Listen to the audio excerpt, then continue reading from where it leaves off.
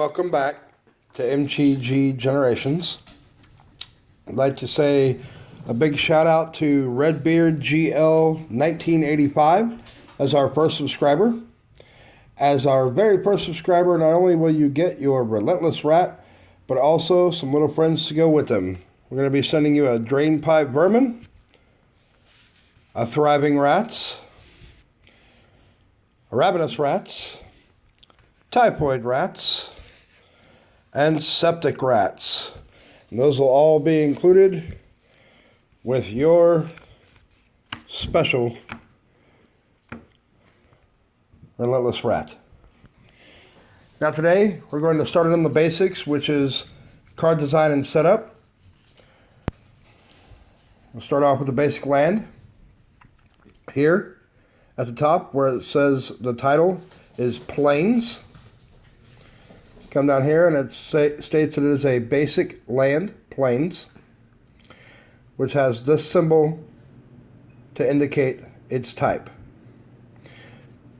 Basic lands are used for casting spells as well as activating abilities and triggers for certain cards within the game. Moving on, what do we have next? We have Emergent Zone, a non-basic land. Now, non-basic lands can either tap for certain kinds of mana, or most of them have a special ability such as this, that you can pay either land or just tap it. For Emergent Zone, it will allow you to cast spells on that turn as if they had flash, which is a type of instant spell that we will go over later. Next up, we have the regular creature. Now this is a standard creature, which as you can see, his title is Ironclad Crowbod. Creature type is Beast. In the top corner, we have his mana cost. This indicates a white, as we saw earlier on that land. This is 1 white mana, as well as 3 of any color. He has a statement, which reads, "We need to block the exits from the plaza. What's big, heavy, and available? Gideon Jira." What exactly does this text mean? It's mainly for the lore and story of Magic the Gathering and doesn't really have that much to do with the game itself. Additionally, on a creature card, you can also notice that it has an indicator at the bottom stating 2/5. The first number, 2, indicates the power of the creature and the damage that it's capable of dealing. The 5, after that, is its toughness, or the damage that it can sustain before it is put into the graveyard. Next up, we have another creature, but with some other thing. This creature, the Word Scale Crocodile, has a mana cost of 1 green and 4 of any color. It also has 5/3 for its toughness in the bottom corner, meaning it can deal 5 damage, but can only take up to 3 before it is destroyed. It has the special ability of Hexproof, which has reminder text letting you know that this creature cannot be the target of spells or abilities that your opponents control.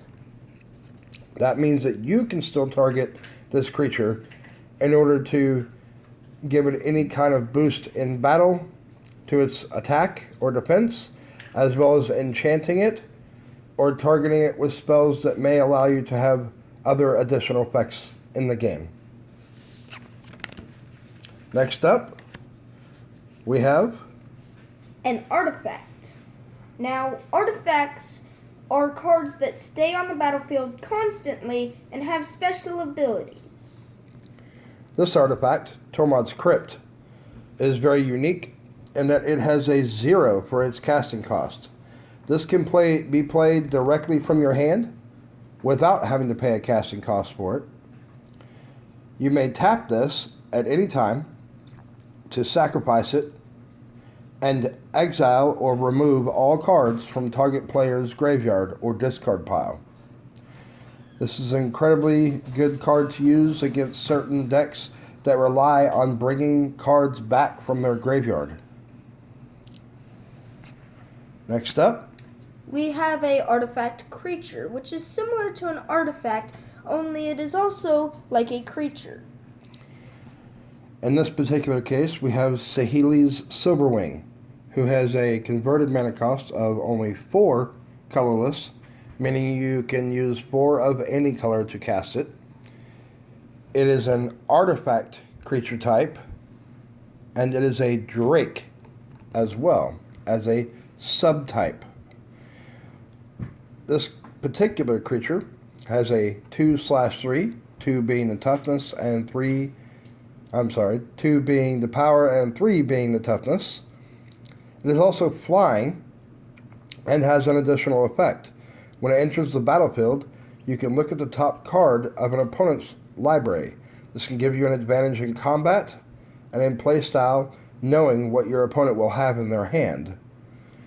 As a flying creature, this means that it can only be blocked by another creature with flying or with a special ability that grants it the ability to block flying creatures. Next up, we have a instant. Instants are spells that can be played during your turn or your opponent's turn that do their abilities right then and there. As an instant, Radiating Lightning costs 1 red mana and 3 of any other color. It deals 3 damage to target player and 1 damage to every creature that player controls. As an instant, as stated before, it can be played at any time during your opponent's or your turn, even in the middle of combat, to provide a trick. Next we have a sorcery. A sorcery is another spell that does an ability, but a sorcery can only be played during your turn. With this particular sorcery, Preordain is only 1 blue mana. You may scry 2, then draw a card. To scry 2, you get to look at the top 2 cards of your library. Then you can put 0, 1, or both of them on the bottom of your library and the rest on top in any order. This will allow you to keep more control over what is coming to your hand next turn. Next up, we have a enchantment. A enchantment is a card that stays on the battlefield constantly and also has a special ability. For this, Harness the Storm is 1 red and 2 of any color mana, has the type enchantment, and whenever you cast an instant or sorcery spell from your hand, you may cast target card with the same name as that spell from your graveyard and pay whatever cost that it has in its casting cost. As you can see, Harness the Storm would be a name of this enchantment, but if you were to cast a lightning bolt spell, you can also cast another lightning bolt named spell for the same casting cost that is already in your graveyard. This is a static effect that is always in play. Next up, we have an enchantment aura. An enchantment aura is similar to an enchantment, but it gets put onto a creature or, in some cases, a player. For this one, we have Kaya's Ghost Form. It is 1 black, enchantment, aura. Enchant a creature or planeswalker that you control. When the enchanted permanent dies or is put into exile or removed from the game, return that card to the battlefield in play under your control. This is basically a saving grace card that will allow you to have one of your creatures die and then come back as if it had just been cast again, and it only is 1 black mana. You will not have to pay the creature's casting cost when it returns to the battlefield after this enchantment is activated. For the last 2 cards and types, we have what is similarly the same. Granted, a new set has released a different style of these type of cards. This is the Planeswalker cards. This one happens to be Tibalt the Fiend-Blooded, who is 2 red mana, and it says as his type is Planeswalker, Tibalt. They have 1 single number in the bottom corner. This is their loyalty counter. You will notice there is emblems showing up and down arrows indicating pluses or minuses to their loyalty counter. For a +1, for him, you would draw a card and then discard a card at random. Then you would use a dice or other instrument to notate that his loyalty counter would be 3 because you used a +1 ability. Planeswalker abilities may only be activated once per turn. Additionally, you may only do it at sorcery speed, and you may not duplicate the effect unless another card grants you that ability. For the -4 ability, Tibalt the Fiend-Blooded deals damage equal to the number of cards in that player's hand to that player. And for -6, you can gain control of all creatures until end of turn, untap them, and may gain haste until end of turn. For Planeswalkers, the reason these are a newer and more powerful card is because as a Magic the Gathering player, it was stated that you yourself are also a Planeswalker. This type of creature, or spell, as it were, is actually like having another player on the battlefield to help you. When your opponent attacks or casts spells, they will have to dictate whether they are attacking you or the Planeswalker themselves. And while Planeswalkers cannot initiate combat to tap to do damage or to block, you can use your other creatures to block for them.